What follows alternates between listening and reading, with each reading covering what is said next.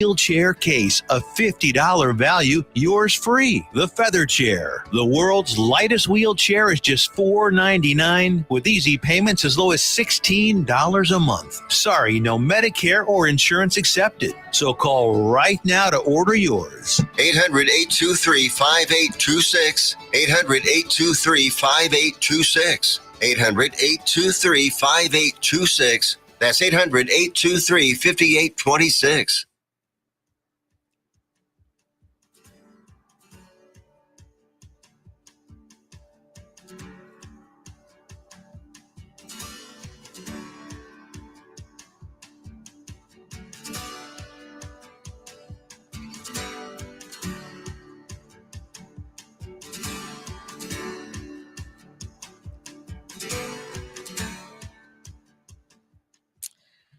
Hello, hello, hello. Look who's back. I'm back.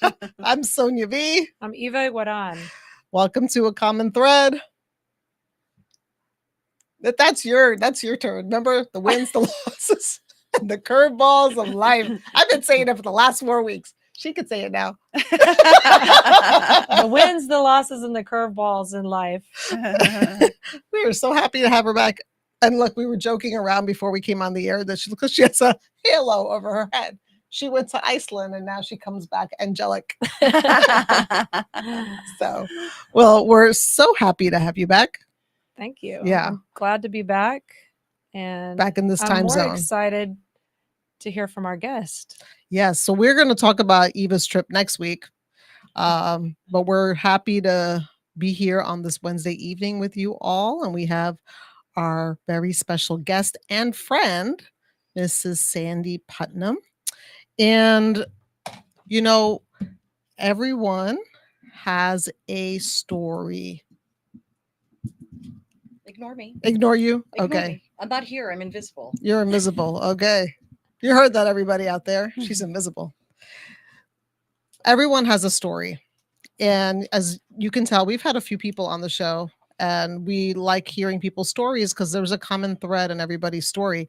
We're not going to talk about this book in particular today, but I brought it with me because it's a book that we read in my clinical pastoral education called Recalling Our Own Stories. And we'll talk about the book another time. But I wanted to have Sandy come on the show. Sandy and I have been friends with Eva all together. Well, they've known each other longer than I have. But 16 years. Long time, almost 2 decades. That's a long time. And so we wanted to have Sandy come on, share her story from when she was little, any challenges and blessings, and kind of see how God wove through your life and what brought you to what you do now. Okay. Well, thank you for having me. I'm glad to be here. I'm glad to talk about the things that God's doing in my life anytime and how he's brought me to where I am. If I'm going to start off on my story, it's going to be a very long time ago when girl meets boy. My mom grew up in a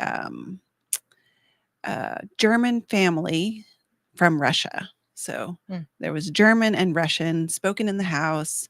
However, both my great-grandparents and my grandma and her siblings were involved in the time period where during Hitler's time. So they all actually, I mean, it's very fascinating and it's way too much to go over in this particular podcast or video, whatever you want to call it.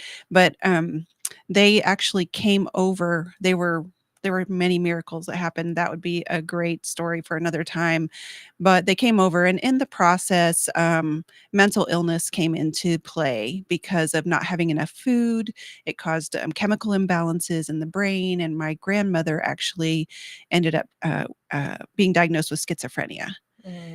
So my grandmother, my mother's mother, my mom was challenged with being an oldest child in that type of a family. They lived with her grandparents, but my grandmother was still in charge with schizophrenia, and it got progressively worse. And so my mom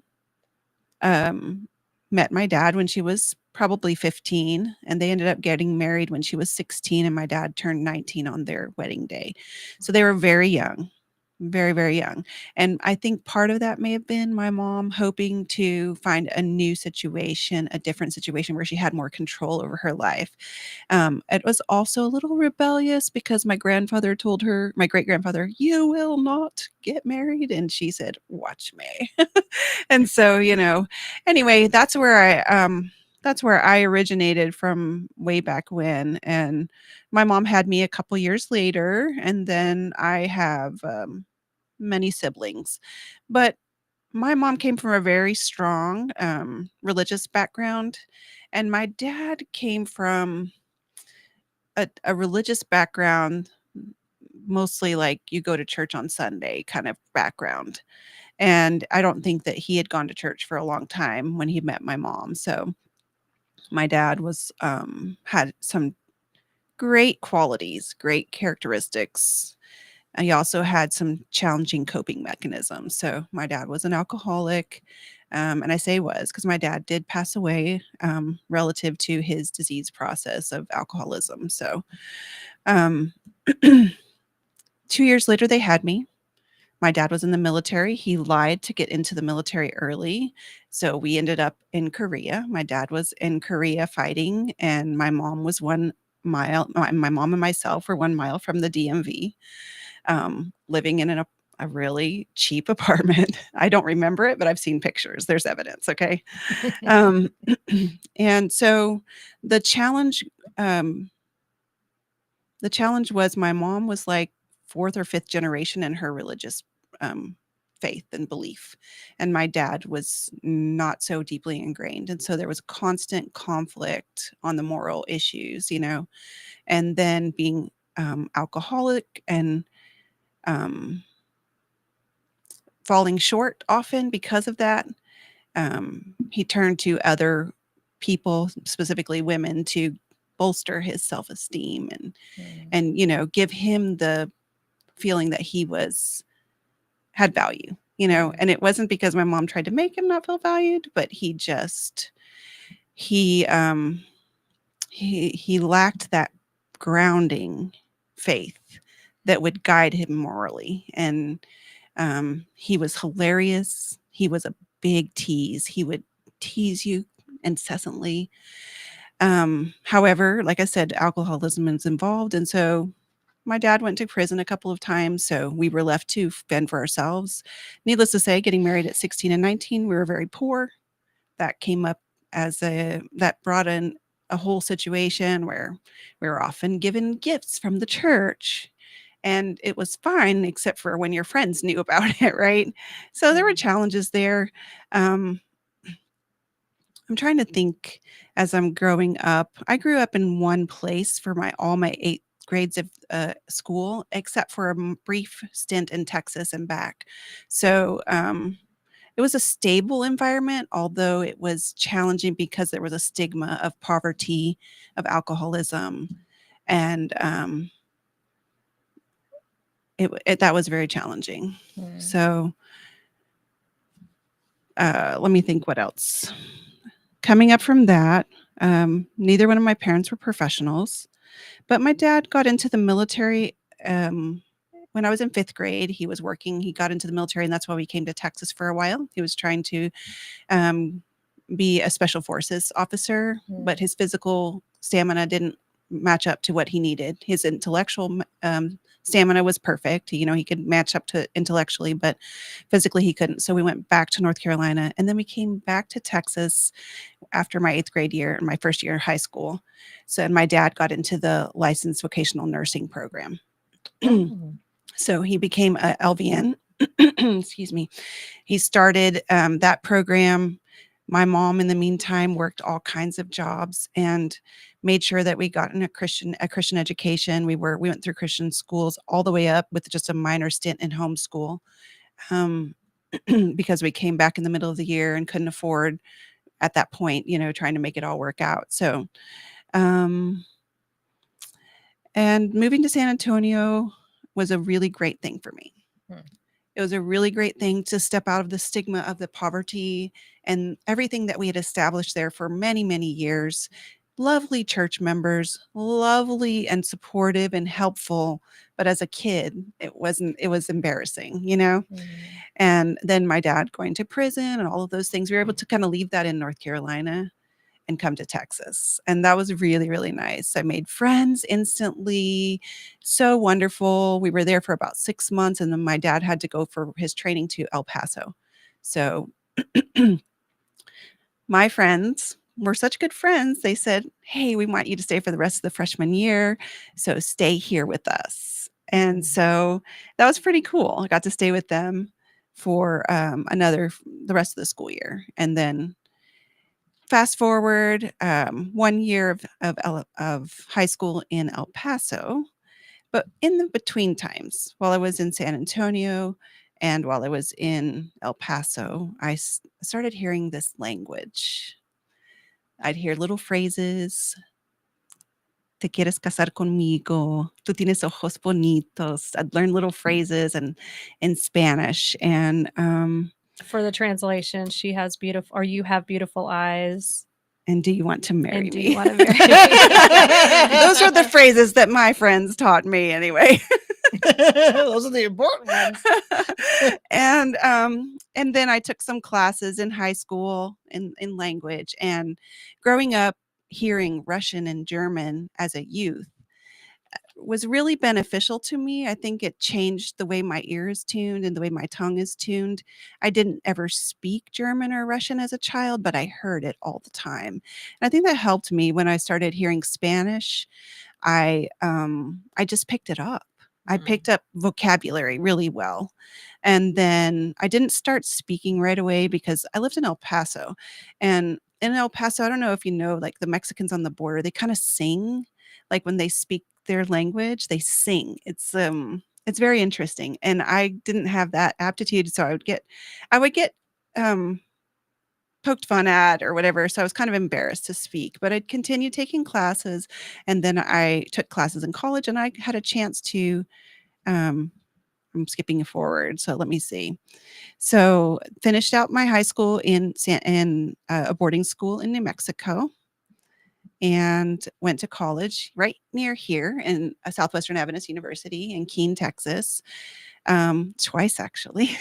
But growing up, as trying to figure out my career, once I got through high school and got into college, during that time, my first 2 years of college, my parents were in El Paso and I was here. So I lived in the dorm, and I had a chance to go away for a year as a volunteer. I volunteered in in an orphanage in Guatemala, and for an orphanage called Los Pinos. They have orphanages in Dominican, Romania. I think they might have another one by now, but I haven't looked up their information recently. But I got to spend a whole year in Guatemala.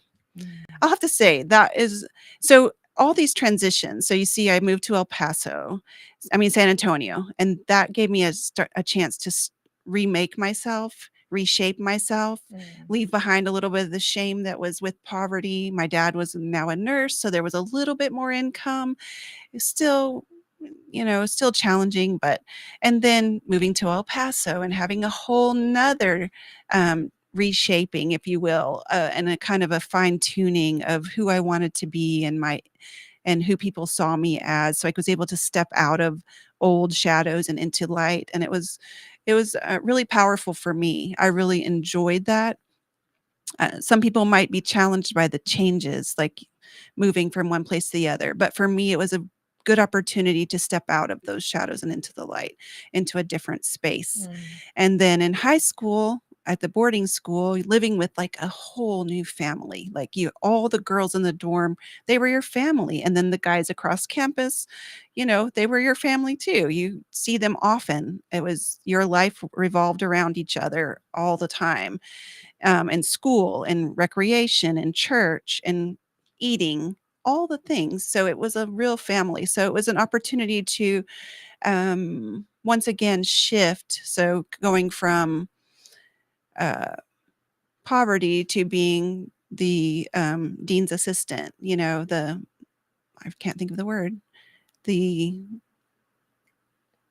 not the monitor, but the dean's assistant. So I would help with the monitoring and the halls and making sure girls were where they're supposed to be. And so having a position of authority, but not just a sense of pride, right? And that's where I was introduced to sports.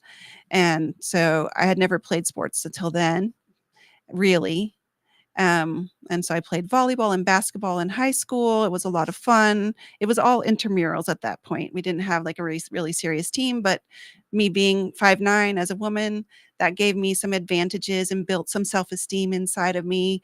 All along this journey, I want you to know, I'm just giving you a brief overview, but all along this journey, God was working in my life.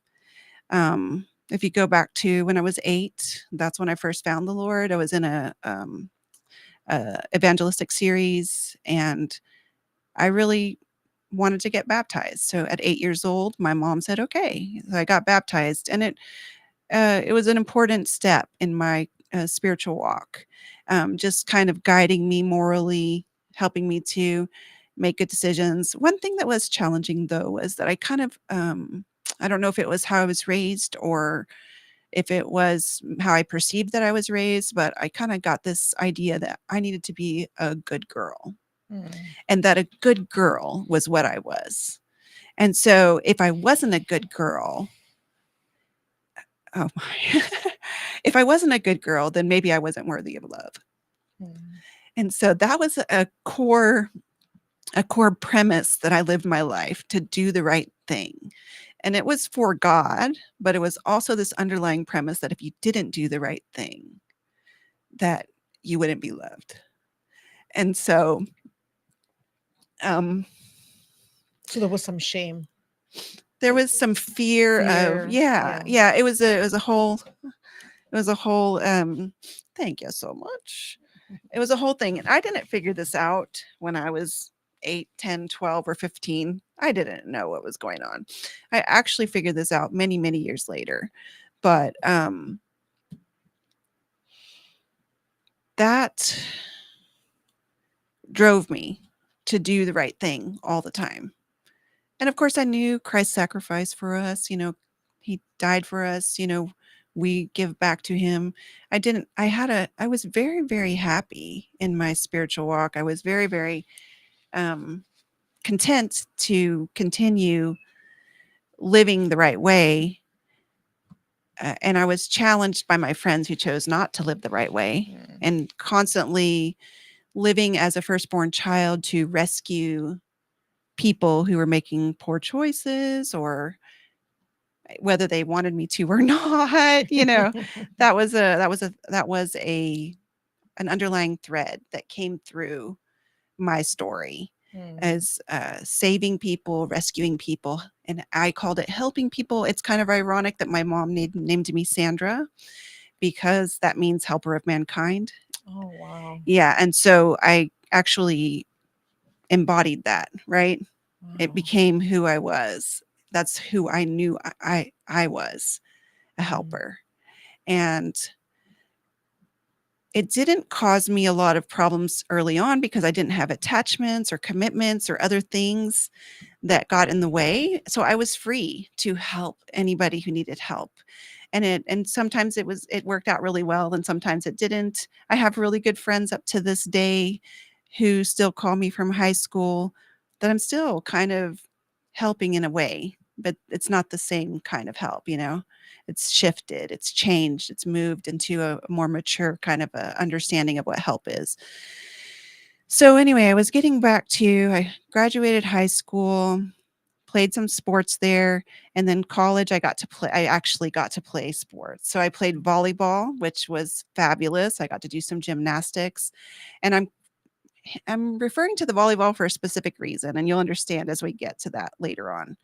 But it was really helpful for me being a tall woman and growing up in the environment that I did, feeling insecure because of not having material security, financial security.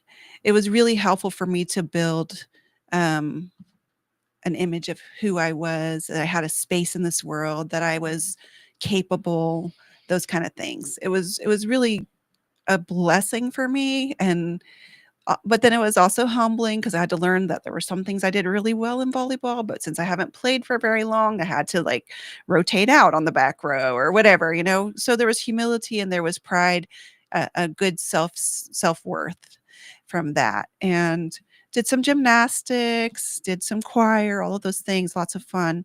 But third and my third year of college, I was had the opportunity to go to Guatemala, like I was telling you guys. And so while I was in Guatemala, I did some fundraising before I went and asked people to help me. So I had enough money to buy my plane ticket. I had enough money to get a few things, shots and things like that I needed before I left. And I had about $200 in my pocket when I got down there.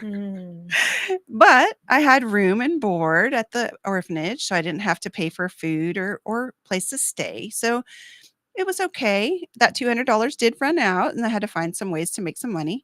So on my days off, I worked part-time at a gym doing tours, and I worked I had a little job teaching some pastors' kids English and teaching another man. There are a couple clients that I taught English to.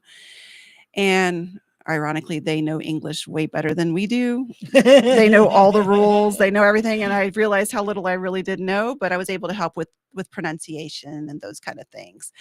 And I got another opportunity while I was in Guatemala that was super great. Aside from helping these beautiful children and just caring for them, there was the opportunity to play volleyball. I was at a volleyball tournament in downtown Guatemala, and I was able to I would watch the game, and it was Sagrado Corazon. That was the national team of Guatemala. I did not know that. I was just there watching a volleyball game. It was awesome. And I had played in college. I wasn't like fabulous, but these were some strong women. They were older women too, but they were tough. Anyway, I went up. I'm very friendly. I'm less inclined to go up to people now as I've gotten older, but as a young person, I would talk to anybody, anywhere, on the bus, wherever I was, I would talk to anyone, on the plane, anywhere. And so I went up and I just talked to the coach. His name was Coco. I said, "Hey, Coco," I said, "you guys are playing volleyball. I love volleyball. You know, is there any way that I can be involved in this somehow?" And they invited me to be in their team. Wow. Yeah. So for about 3 months, I was on the national volleyball team of Guatemala. Wow. We traveled to El Salvador. We got to play in El Salvador. And then I sprained my ankle very badly, and I could not play. And so that kind of faded out, and I was back to focusing on my real reason for being there, which was caring for these little orphans. I got to drive in Guatemala. It was wild. Wild. Have you guys ever driven in another country? I'm sure you have. Yes. You Mexico. don't stoplights are a suggestion. Yes. So In Colombia too. it was wild. You just keep honking. Boop, boop, boop. Your horn is your communication. It's not a threat. It's just like, "Oh, hey, I'm gonna go ahead and go." Boop, boop, boop, boop. And you drive on through. So that was quite an experience. I did have an international license to go there. Nice. And while I was there, wildly enough, there was a military coup. It was very scary halfway through my stay there. So the government was like, everything was shut down. It was like you watch one of these apocalyptic movies. Nobody was out. Wow. Except for the soldiers with the guns standing in front of the banks. That was it. Wow.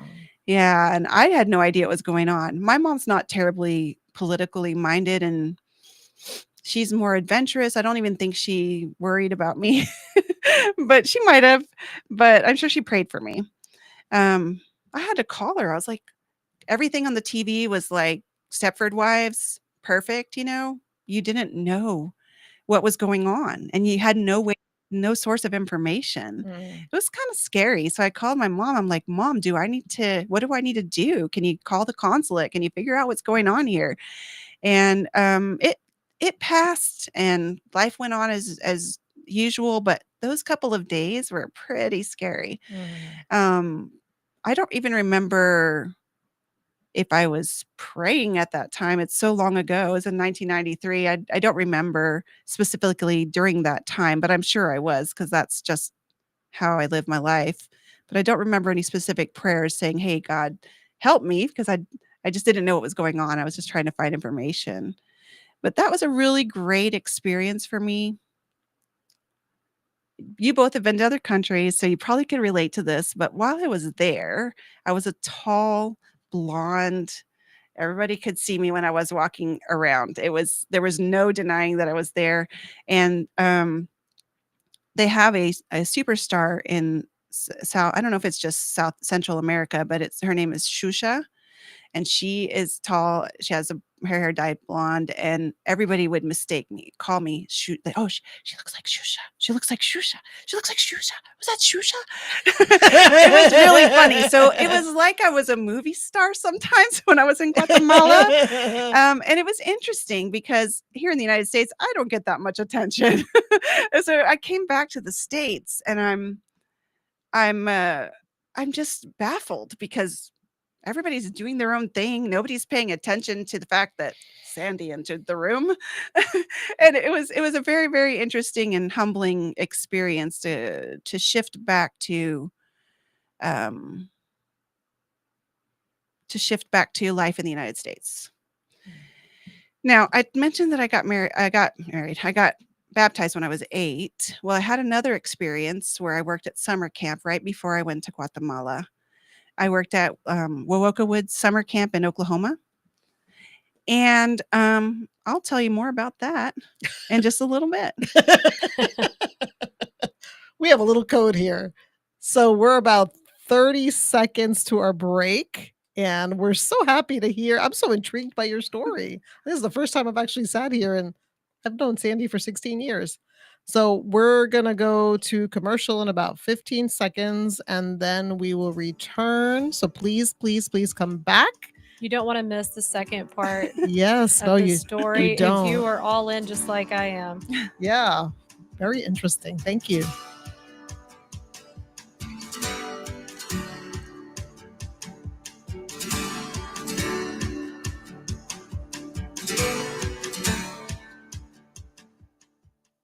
If you are trying to quit drinking or doing too many drugs, listen to me. You don't know me and we'll never meet. I had a problem like you once. I drank and used to party a little too much till it got out of control and almost ruined my life. I realized I needed help to fix my problem before it totally destroyed me. If you've tried to fix your drinking and drug problem and you know you can't do it alone, you need to call the National Treatment Advisors. They'll immerse you into a 30-day program to replace your old habits with new habits and totally change your life. And if you have PPO private health insurance, the entire program may be covered. Fix your problem right now before it gets any worse. Get clean. Call now and learn more. 877-247-1581. 877-247-1581. 877-247-1581. Attention all business owners and creative minds. Do you need a unique and personalized touch for your products? Look no further than Romika Laser Engraving and Custom Designs. I'm Ron Phillips, co-owner of Romika Designs. We offer custom laser engraving services for a variety of products, including promotional items and corporate or personal gifts. With state-of-the-art equipment and a team of skilled designers, we can engrave intricate designs on virtually any material. Whether it's a special message, a company logo, or a custom design, Romika Laser Engraving will help you make your mark. And the best part, our prices are affordable and our turnaround time is quick. I couldn't be happier with the work Romika Laser Engraving did for me. The engraving on my product was precise and exactly what I wanted. So don't wait any longer to add a personal touch to your products. Call Romika Laser Engraving and Custom Designs today at 817-400-4040 or visit our website at romikadesigns.com. We look forward to helping you make your mark.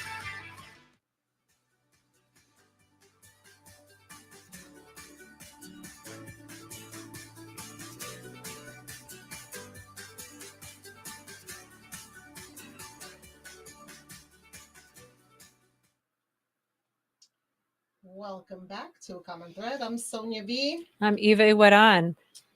The wins, the losses, and the curveballs in life. Yes. Let me read our commercials. NTX Radio proudly serves all of North Texas and can be heard all over the world on TuneIn Radio Network and on the NTX Radio app, available on Android and Apple CarPlay, or just ask Alexa to play NTX Radio. Check out our lineup and more at ntxradio.com.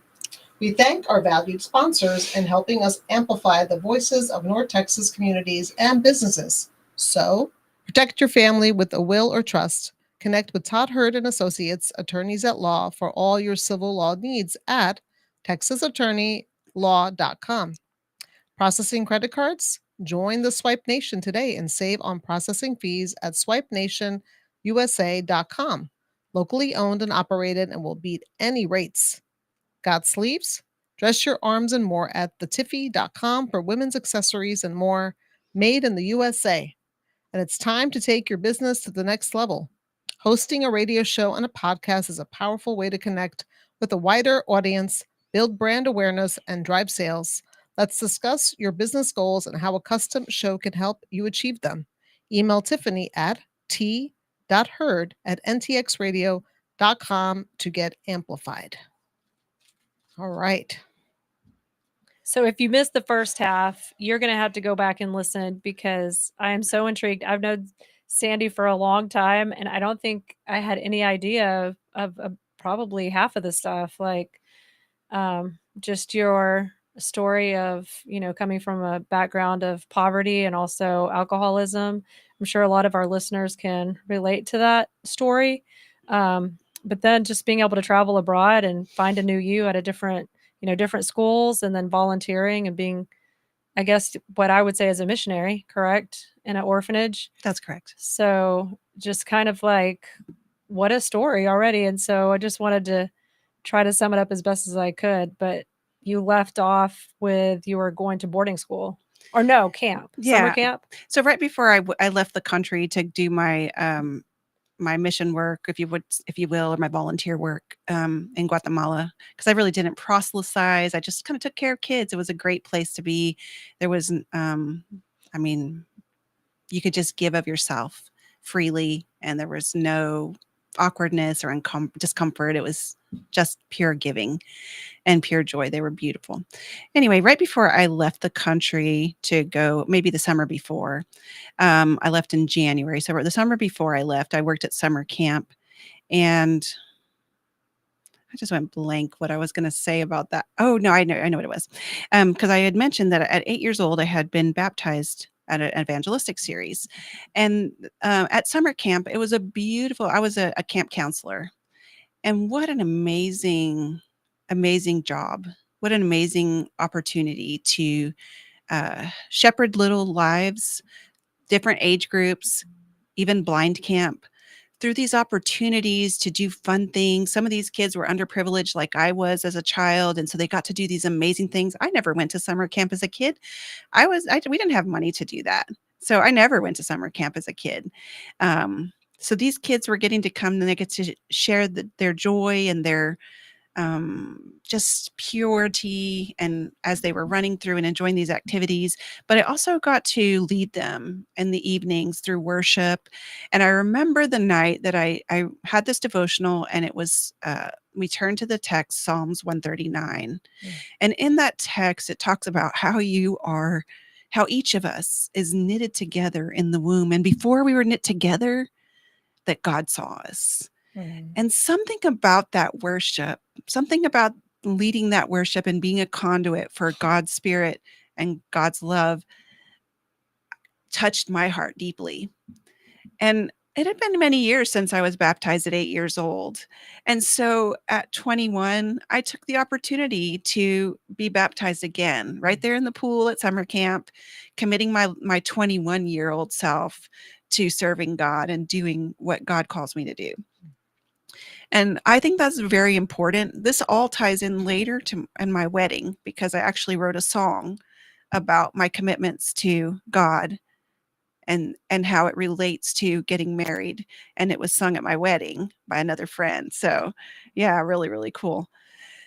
So I just wanted to throw that in there that I had reached a different level of commitment on in my life, and going to a student missionary as a volunteer through Southwestern Adventist University's program that they have, that they offer so many opportunities to so many people. It put me in another country that spoke Spanish. And there, I don't know what the difference was. It could have been me, it could have been them, but they were so supportive and so loving. So I had a ton of vocabulary, and I didn't have any fluency. So the majority of the first part of my stay there was, ¿Cómo se dice? ¿Cómo se dice? How do you say this? How do you say that? And I would point to things, and they would tell me lovingly. And I gained this beautiful fluency with conversational Spanish.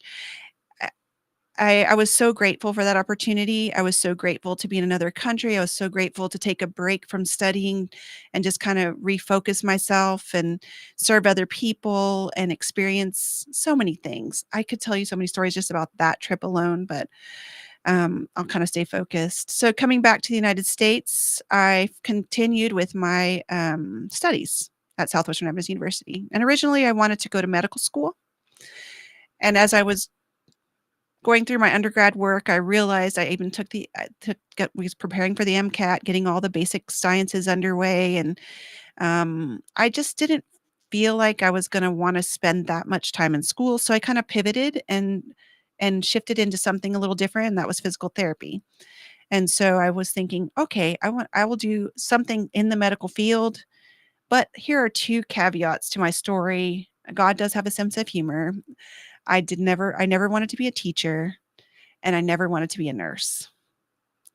And so my dad was a nurse, my mom was a nurse, my dad was a nurse and as an LVN, and then my mom became a nurse and graduated the same time I graduated her BSN. So she went back to school to be a nurse. I didn't tell you this yet, I don't think, but halfway through school, once I got back from Guatemala, I went home for a while to El Paso. I went home for about 6 months because I came back in January or December, and then school started in January. But my parents, I remember, I told you there was this conflict between my parents that, the religious versus not having that moral guide. And it was constant struggle. And then the alcoholism taking control, not all the time, not what you would think like at the bar every night, but every 10 to 15 months, my dad would just disappear for a week and fall into that spot, and then money would disappear, and then he would come back, and then we would keep going. And so anyway, my dad ended up, he was with another woman at that time. My parents were separated, and I didn't feel like I could leave my home in El Paso, leave my mom there with 3 other children by herself. But they were talking. And so in the summer, so that was in January, I took some classes there at a public university. And then during the summer, they were talking, and I was like, okay, guys, what are you guys going to do? Are you guys going to work this out? Or are you not? Because I need to know, because school starts, in August. So I need to know what I'm going to do. And eventually they decided they were going to get back together. And I went back to Southwestern Adventist University. While I'm trying to think the year, while I was in my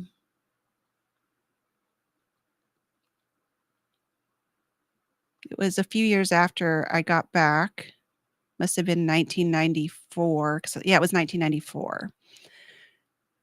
No, it wasn't. It was 1996. The February of 1996. Well, let me back up a little bit. I met my husband when I went back to school. He wasn't my husband, obviously, then, but I was there for a semester and a half. I didn't go to school the first semester. I just worked to make money. And then the second semester, and I worked as a nurse's aide at the nursing home there in Keene, Town Hall Estates. I worked there for many, many years, just generating money for school and trying to make that happen. Because even though my mom had a nursing degree, and even though my dad had a nursing degree, they had 3 children, and other children at home. And then I had a handicapped sibling that was born with Wernicke-Kaufman's disease, which is a type of muscular dystrophy. So they had a lot going on. Okay. So there were four other children. And so I'm trying to think, because my times are kind of going back and forth, and I'm just looking at my youngest sibling, the one with the muscular dystrophy, ended up passing away. So we lost a child in our family as well. And I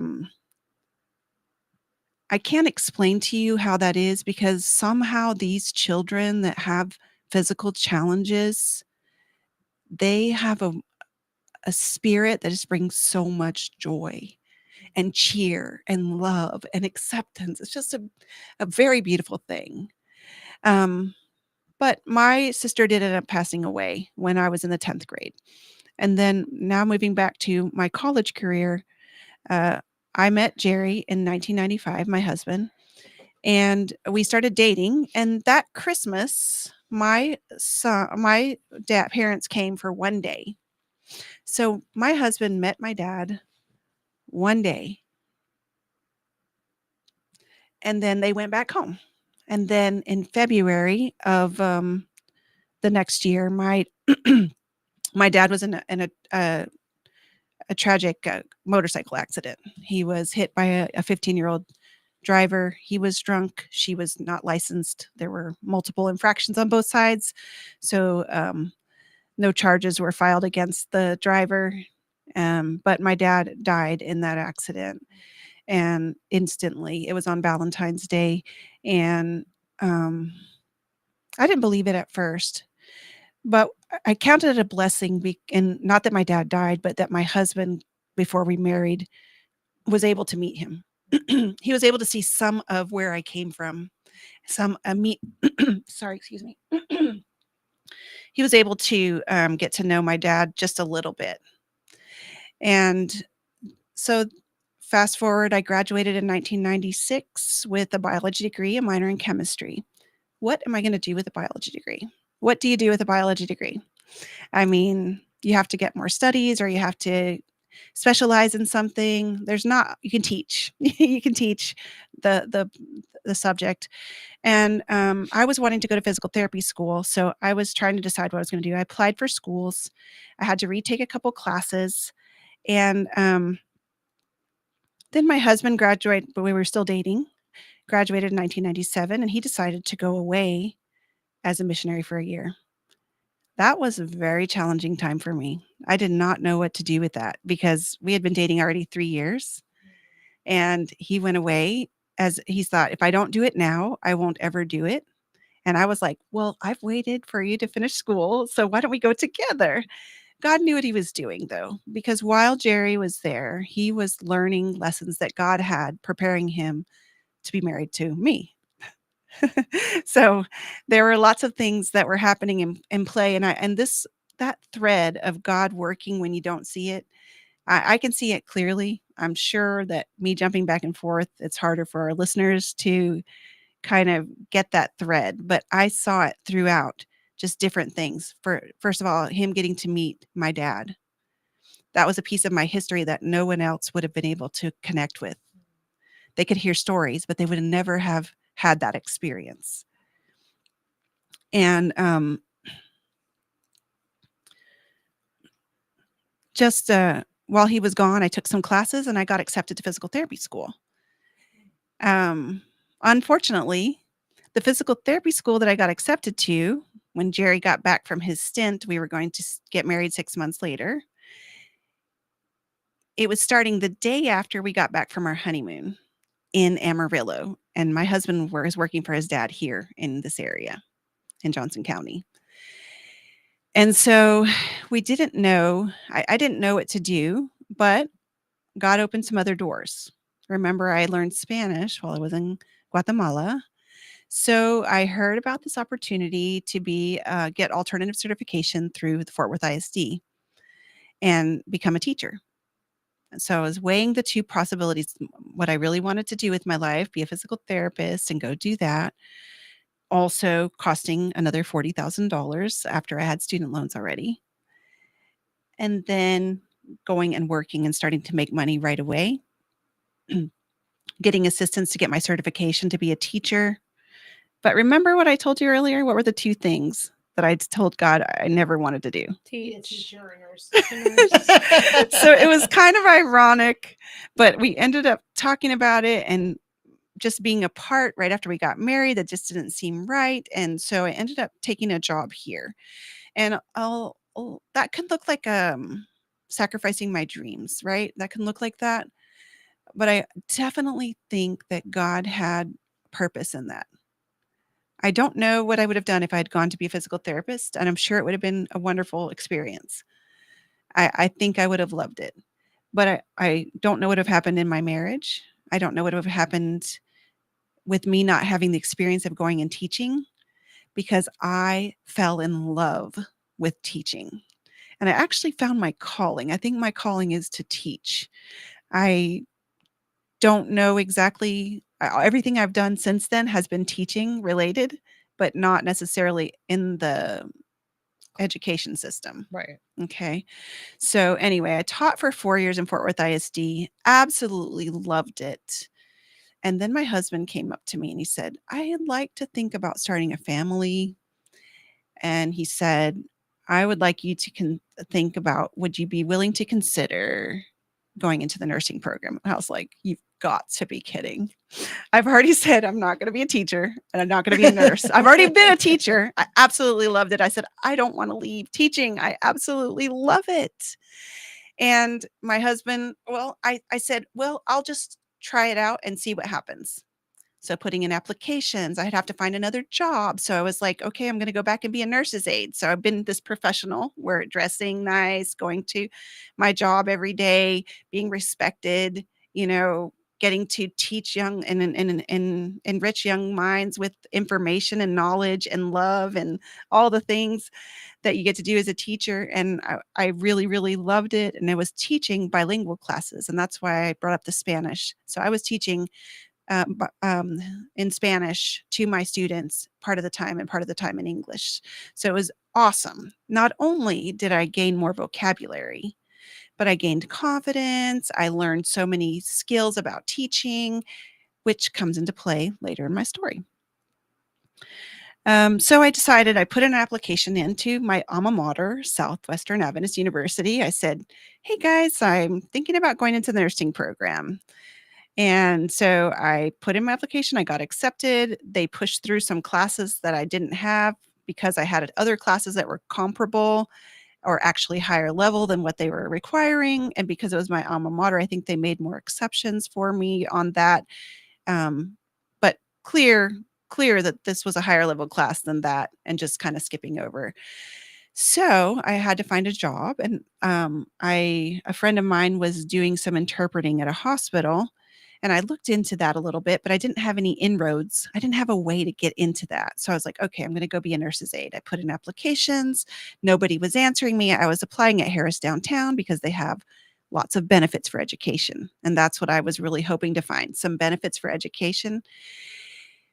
So I decided they needed a face for that name, that they had that application. So I decided I was going to grab some resumes and I was going to go over to Harris Hospital, and I was just going to go up to the floors and meet these managers and say, hey, I really need a job and I'm going to be a nurse. And then when I'm a nurse, I can come work for you. I was trying to convince them that they needed me in their floor. I was a little remiss because I was used to being a professional, and now I was going, and not that nurses' aides are not professional, but they're at just a different level of pay, a different level of respect a lot of times in with certain people, not from me, but from other people, And so I was like, okay, that's all right. I'm going to start back over so I can move forward. And as I was walking in, I walked past the recruiter's office. I saw the sign that said for recruiters at Harris Downtown. And I thought, oh, should I stop and let them know that I'm going to do this, or should I just go do it? I was uncertain. I'm a good girl, so I like to follow the rules. I wanted to do the right thing. And so I felt like I needed to stop. And I did stop. And God was in charge of that stop. I know it for a fact, because I was expecting to go back down to the very basic and work my way back up again. But God had a plan for me. And I walked into the office and I told the recruiter what I was going to do. And she kind of sidelined me. She kind of pulled me, "Oh, let me ask you a few questions. Just sit down."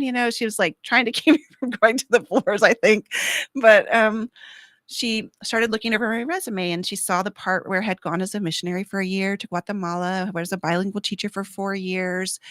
And she started asking me questions and how was I certified? Did I take a test? And I said, yes, I did. And I don't know how long we sat there. It felt kind of uncomfortable, like the length of time we sat there, but I was just patient and I just kind of waiting for her to give me permission to go to the floors.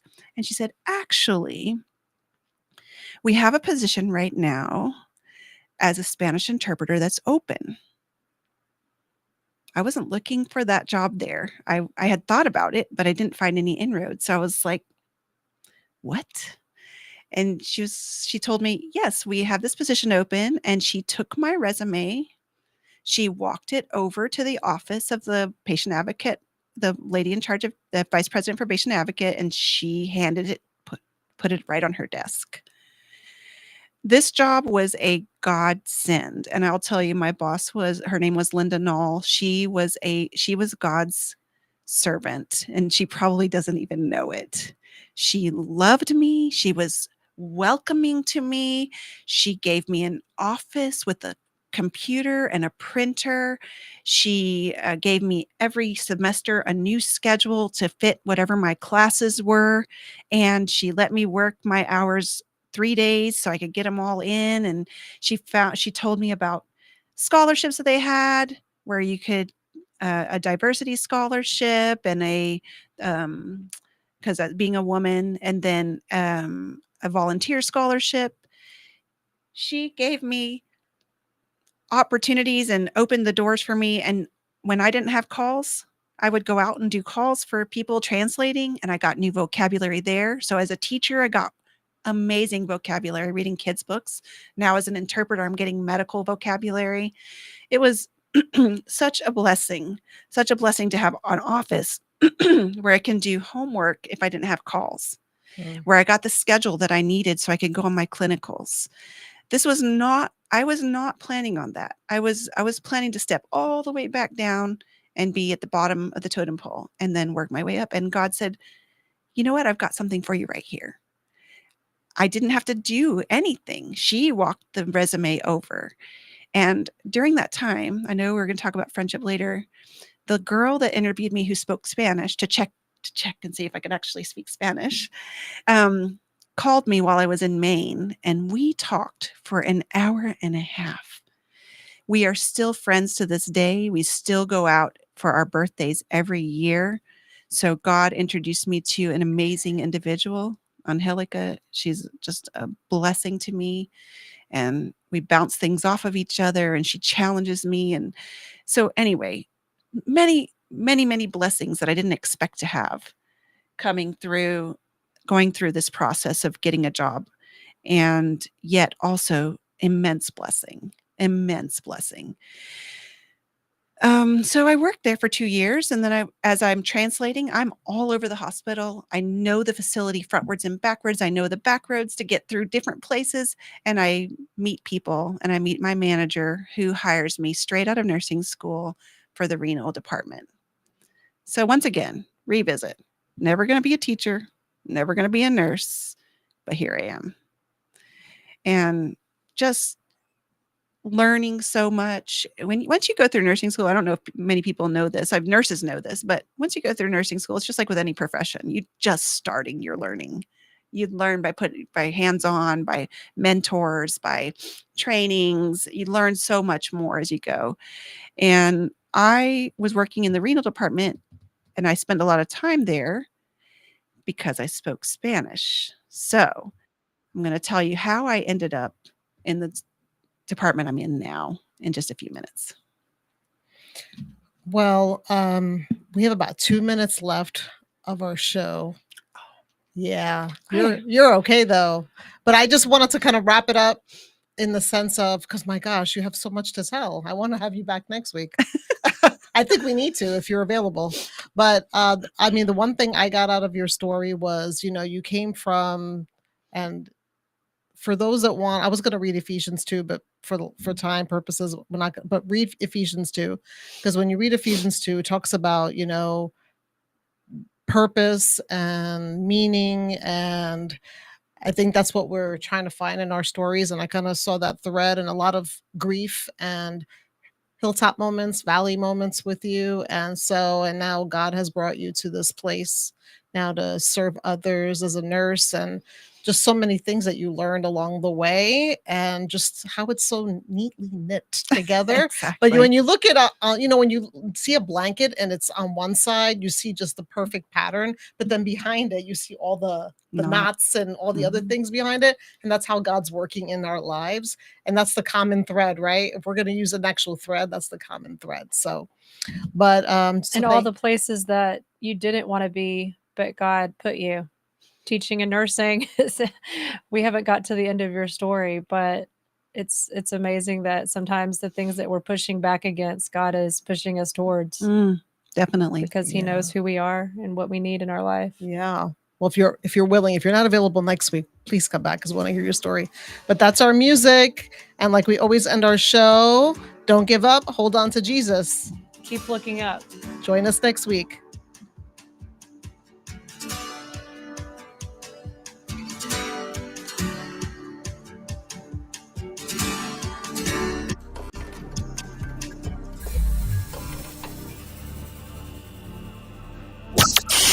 From Burleson to Venus and Grandview to Godley, this is the voice of Johnson County, Joco Community Radio.